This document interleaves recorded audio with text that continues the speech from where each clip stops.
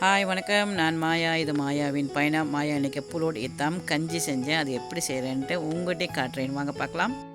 இது வந்து புலோட் இத்தாம் சொல்லுவாங்க. இது வந்து ப்ரௌன் ரைஸ் மாதிரி தான் இருக்கும், but it's not brown rice. இதை வந்துட்டு 4 மணி நேரம் ஊற வச்சுட்டு வேக வைக்கணும். நான் ப்ளெயினான வாட்டர்லேயே வேக வச்சா போதும். அது வேகிற அளவுக்கு நம்ம தண்ணி தேவைப்படும் அளவுக்கு நம்ம ஊற்றிக்கலாம். இது நல்லா வேகிறதுக்கு ரொம்ப நேரம் ஆகும். அதனால தான் கொஞ்சம் நேரம் 4 மணி நேரத்துக்கு கூடயே வந்துட்டு ஊற வச்சாலும் ரொம்ப நல்லது. இந்த புலுட் இத்தான் வேக வைக்கும் போதே அதில் வந்து ஒரு மாதிரி பர்பிள் கலரில் ஒரு கலர் இருக்கும். அந்த கலர் தான் வந்துட்டு இப்படி வெளியாகும். ஸோ நம்ம வேறு எந்த கலரும் ஆட் பண்ண மாட்டோம் இதுக்கு வந்து. அதனால் வந்து பயந்துடாதீங்க இந்த கலர் எங்கேருந்து வந்துச்சு அப்படின்னு சொல்லிட்டு.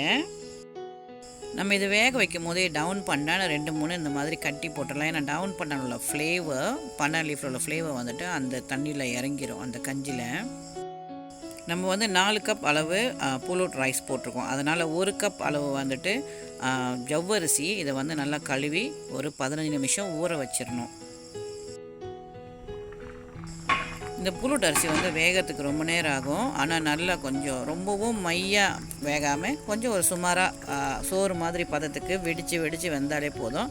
அதுதான் பதமே. அந்த அளவுக்கு எடுத்துட்டால் போதும். அப்படி வேக வைக்கும் போது தண்ணி பத்தலை அப்படின்னு சொன்னால் இன்னும் கொஞ்சம் தண்ணி ப்ளெயின் வாட்டர் ஆட் பண்ணிக்கலாம். அப்போ தான் வந்து சரியாக வேகும்.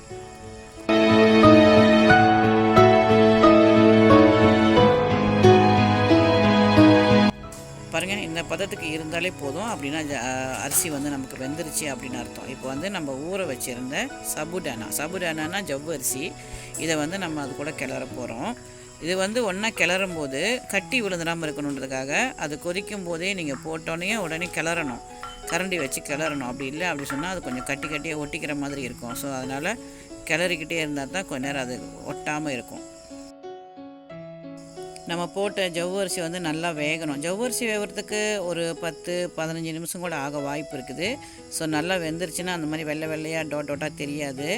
நல்லா வெந்த பிறகு நம்ம வந்து ப்ரௌன் சுகர் வந்து நான் ஸ்பூனில் அளவில் போட்டேன். ஆனால் இருந்தாலும் நான் உங்களுக்கு கப் அளவு சொல்லியிருக்கேன்.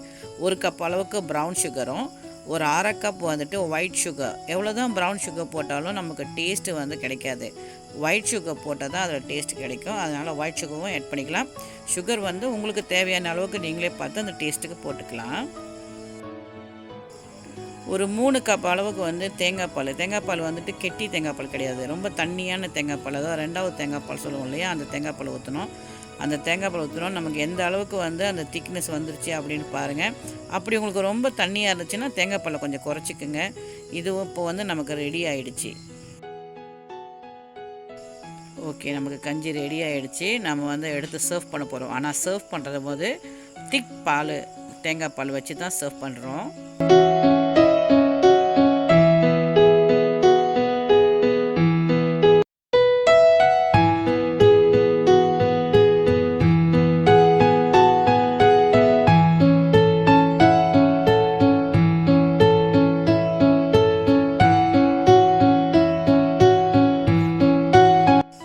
ஓகே, பாருங்கள் கஞ்சி ரெடி ஆகிடுச்சு இல்லையா. ஸோ நம்ம வந்து திக் பால் வச்சுருக்கேன். அந்த தேங்காய் பால் திக் பால் வந்து எதுவுமே வந்துட்டு சமைக்க வேண்டாம். அப்படியே ரோவான திக் தேங்காய் பால், அதை வந்து உங்களுக்கு தேவையான அளவு நீங்கள் ஊற்றி சாப்பிட்டுக்க வேண்டியது தான். ஸோ சில பேருக்கு பிடிக்கும், சில பேருக்கு பிடிக்காது. அதனால் நான் வந்து ஒரு 2 கரண்டி அளவுக்கு நான் அதோடு சேர்த்து மிக்ஸ் பண்ணிவிட்டு சாப்பிட போகிறேன்.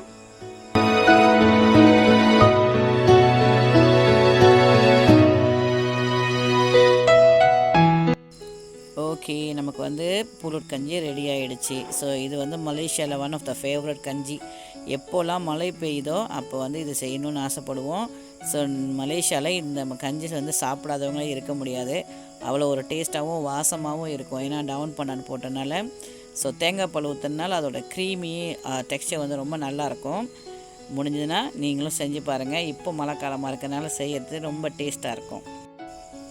ஓகே, இந்த வீடியோ உங்களுக்கு பிடிச்சிருந்தால் லைக் பண்ணி ஷேர் பண்ணுங்கள், சப்ஸ்கிரைப் பண்ண மறந்துடாதீங்க. மீண்டும் அடுத்து ஒரு வீடியோவில் சந்திப்போம். இந்த வாழ்க்கை ஒரு அழகான பயணம். பாய்.